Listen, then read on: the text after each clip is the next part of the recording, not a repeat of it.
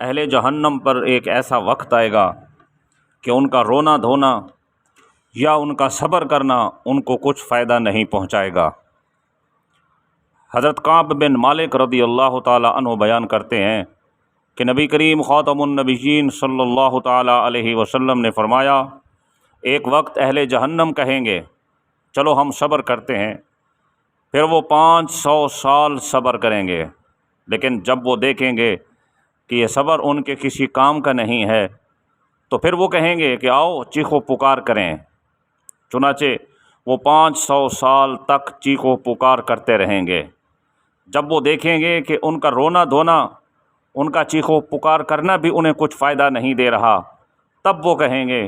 سواء علینا اجزعنا ام صبرنا ما لنا من محیص، اب ہم گھبرائیں یا صبر کریں ہمارے لیے برابر ہے، ہمارے لیے رہائی کی کوئی جگہ نہیں ہے۔